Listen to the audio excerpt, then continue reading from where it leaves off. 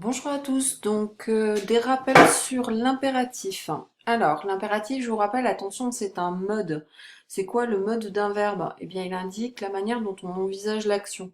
L'indicatif, par exemple, il indique que l'action a bel et bien lieu. Tandis que l'impératif, il dit quelque chose d'impérieux. C'est quoi un impératif dans la vie? C'est quelque chose que l'on est obligé de faire. Donc l'impératif, c'est un mode qui permet d'exprimer un ordre, quelque chose auquel on doit obéir. Donc attention, hein, l'impératif, c'est le mode, et là aujourd'hui, nous voyons l'impératif présent. C'est essentiellement celui qu'on vous demande de maîtriser. Il n'a pas de difficulté particulière.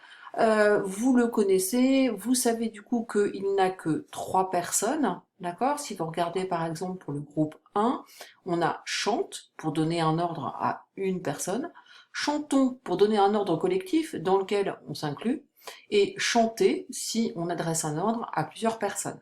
Ok? Ça, c'est des choses que vous savez. Alors, groupe 1, quelle est la particularité? Eh bien, on va retrouver la caractéristique en morphologie du E qui caractérise le groupe 1, le groupe en ER, donc forcément il est caractérisé par le E. Le seul piège auquel vous devez être vigilant, c'est que chante, on s'adresse à quelqu'un, donc c'est la deuxième personne, tu, simplement vous voyez qu'il n'est jamais suivi de S, d'accord? Donc ça c'est un truc à retenir. Dès que j'ai E, je mets pas de S. Voilà, c'est un réflexe qu'il faut oublier. Chantons, chanter, vous voyez qu'il n'y a pas de difficulté, c'est exactement la même chose que au présent de l'indicatif.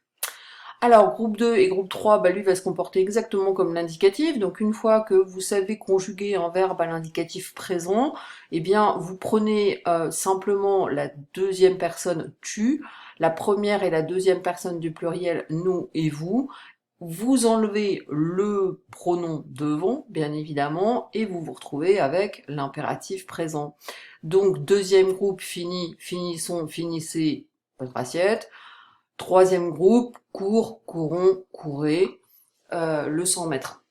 Alors du coup, attention, hein, toutes les particularités qu'on a vues sur l'indicatif présent vont se retrouver sur l'impératif.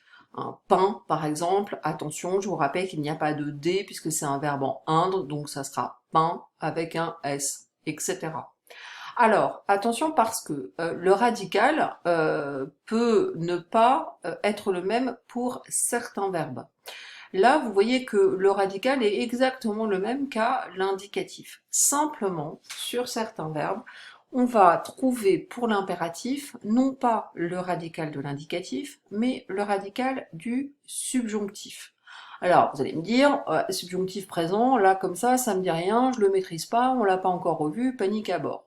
Bon, là encore, faites-vous confiance sur votre pratique courante de la langue. Il y a quelque chose qui va vous aider, qui est tout bête.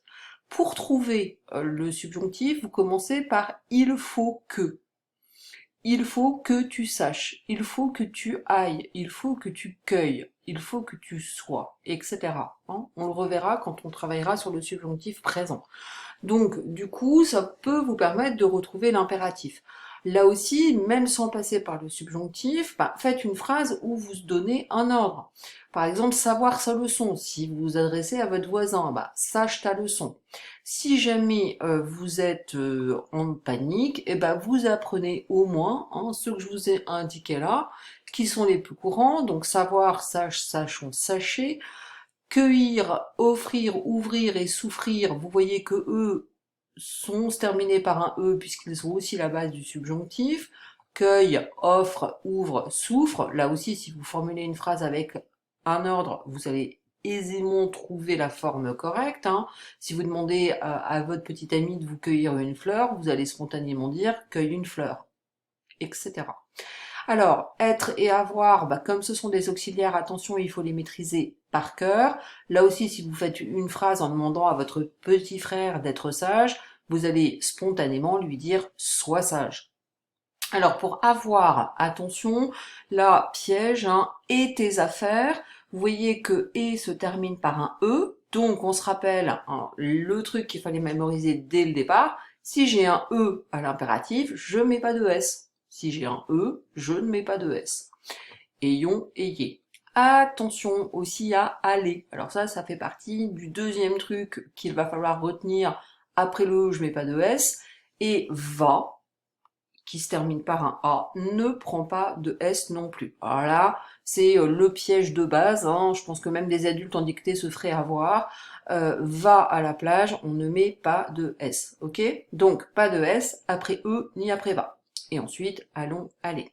Alors, les valeurs, je ne vous demande pas de les apprendre par cœur, hein, c'est bien quand même, à chaque fois maintenant qu'on apprend un temps et un mode, de connaître ces valeurs. Alors, la valeur de base de l'impératif, c'est l'ordre, hein, tais-toi, ou l'interdiction, ne sors pas.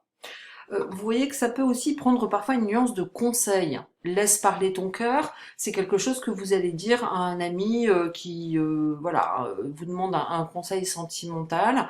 Là, vous voyez bien que c'est pas, vous lui donnez pas un ordre, hein, laisse parler ton cœur, sinon je te donne une gifle. Non, vous lui conseillez, vous lui recommandez quelque chose, mais vous ne lui ordonnez pas.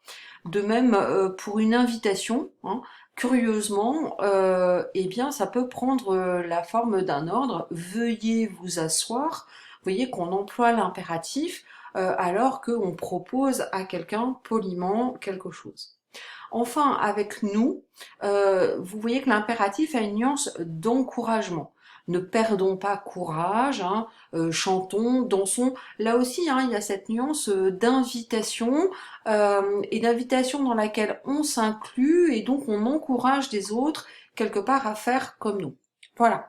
Donc, reprenez bien la carte mentale pour faire vos exercices et puis évidemment, il faudra apprendre par cœur cette carte mentale et la travailler, hein. N'hésitez pas surtout sur les conjugaisons à faire des exercices corrigés en ligne afin d'acquérir des réflexes et d'éviter les erreurs. Ça se construit par la répétition. À bientôt!